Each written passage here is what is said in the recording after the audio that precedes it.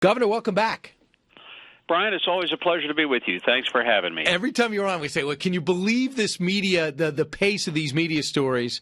And again, we're back at it. First off, on the shutdown and the president's proposal Saturday, can you tell me legislatively what you expect to happen this week?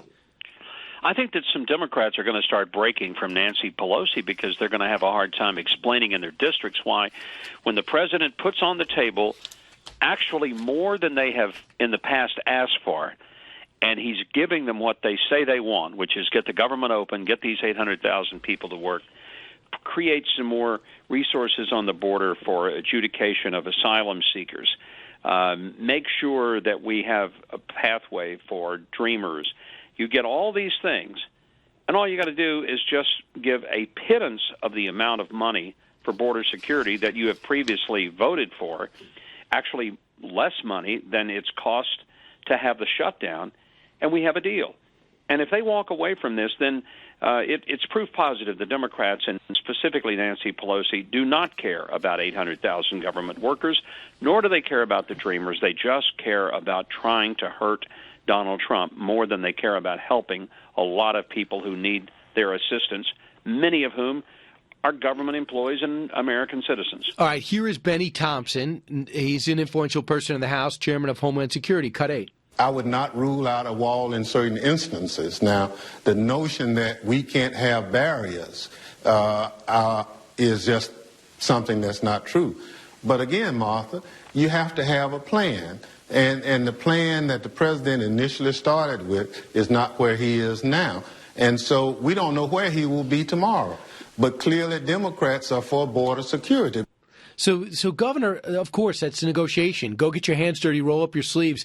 Do you believe we're at the point where Pelosi shouldn't even show up?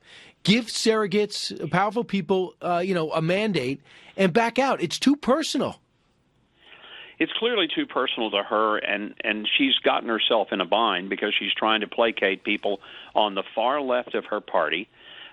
She can't make them happy and come up with a solution that's rational, because the people on the far left are irrational. And frankly, some of the things that Nancy Pelosi said, they're irrational. When you say that a wall of any kind is immoral, then take down the barriers around the U.S. Capitol. Take down the barriers around the White House. Take down the barrier, Nancy, around your own home.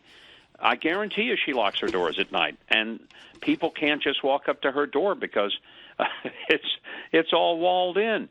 I mean, this is so disingenuous, and I think she probably regrets having made the comment about the morality of the wall because, frankly, that flies in the face of anybody's common sense. All right, Governor, I got to ask you, too, about the president's quandary. He was, his base is conservative. One of his lead advisors is Mark Meadows. Another one is Lindsey Graham. And when he comes out and says things like he proposed, which was, I think, pretty $5.7 billion for the border barrier, 3 years of DACA recipients protection, 3 years for TPS protection, $800 million for humanitarian aid, things that conservatives don't like. You have people like Ann Coulter come forward, who I really like. Ann, her books are great. She's an original thinker and great story. But Ann Coulter says, I voted for Trump and I got Jeb. Rush Limbaugh, in a more positive fashion, also says the president shouldn't be giving. You just can't govern without giving in. And if conservatives, even though you're a conservative, there's not enough conservatives for you to win the presidency. You can't govern just for conservatives. So how does the president win here? Well, first of all, Ann Coulter, if she's got the way to get it done, let her run for office. She's never done that, so she's never had to be in the position of having to sit down and work through something to a solution. I have, and the president's in that position. And you're not going to get everything you want. We need to listen to those great political scientists of all time, the Rolling Stones, whose immortal song, you don't always get what you want. And that's the number one rule of politics. You give, you get. Sometimes you get more, sometimes you get less. But the president's main goal, and the big promise he made, was securing the border. He can do that, but in order to do that, he's got to do something that, quite frankly, I don't have a problem with. I think we do need to resolve this issue with the people who came here because their parents brought them. They had nothing to do with it. It's not their fault.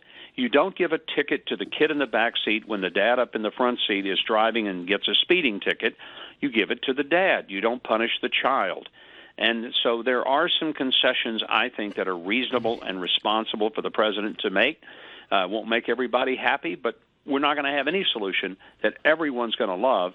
And if it's something that some people or most people just don't totally love, then it's probably a fairly decent and responsible solution. Why do you think the president cares so much what Ann Coulter thinks?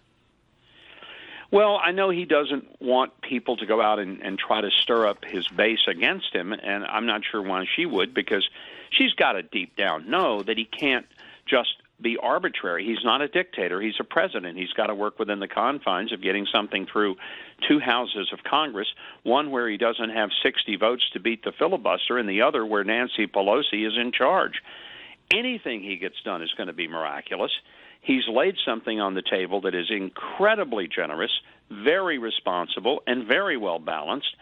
And Republicans ought to, get behind it. Some of them will have to suck it up and say, this is not what I want, but it's better than having nothing, and it's certainly better than having a closed government and an open border, so let's go forward with it. So we have a couple of books out, one by Cliff Sims, who I've not met, I don't think, and the other one about Chris Christie, and we got excerpts, not the whole book yet. But he says, Chris Christie in particular says the president hired riffraff. Tom Price, as a Health and Human Services Secretary, he was not ready for prime time, as was Jeff Sessions.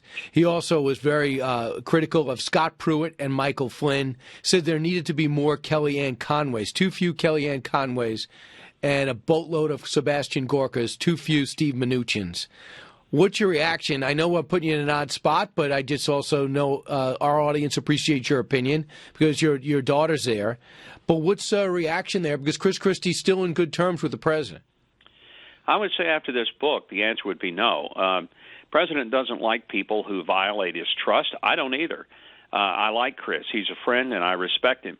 But I think when people go out and they take things that they've learned in private and in secret, and they betray the trust of someone who gave them confidence, I just think that's wrong. I think to profit off that is not appropriate. And he may have those feelings about some of those people. I have no idea whether he's angry because he didn't get hired into the cabinet. I just don't know. But I don't think that the best way to help this president and this country is to undermine the people that he did hire. And to be vicious about it, and I'm disappointed that Chris would do this. A couple of things. You were in a unique place to talk about this. Rudy Giuliani often makes news, but I was convinced this weekend the news he made was purposeful. But he tends to push the communication envelope. So, to much of the surprise of many anchors, with Chuck Todd and Jake Tapper. So he's talking about the Russia deal, the Moscow Tower. Now, we thought the conversation ended with Moscow in January of 2016. Michael Cohen says June, and then Rudy Giuliani says this, cut 16. Well, it's our understanding that they went on throughout 2016. Weren't a lot of them, but there were conversations. Can't be sure of the exact dates, but the president can remember having conversations with him about it. Throughout 2016? The president also remembered, probably could be up to as far as October, November. Our answers cover until the election. So that made news, cut 17. That is news to me, and that is big news. I mean, why, 2 years after the fact, are we just learning this fact now? Well, he actually said something similar to us last week, almost exactly. And I remember thinking to myself, wow, is that out there? So when he does that, I mean, are you allowed to say, does the communications department know he's going to do it at the White House?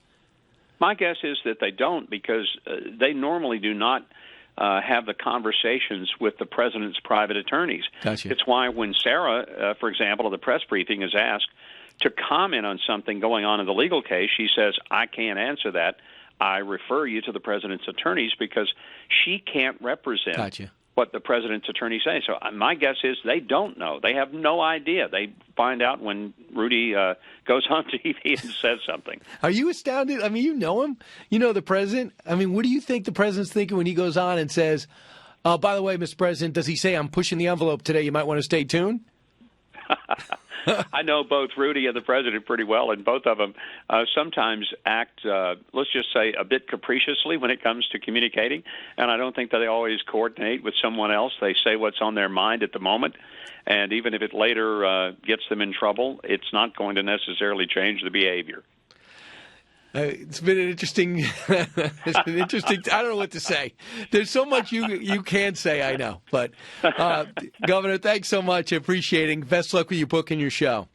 Hey, thanks, Brian. Always great to talk to you. Same and here. By the way, look out for those NFL refs. They're looking the other way at all times. I know. I couldn't believe that play. Couldn't you?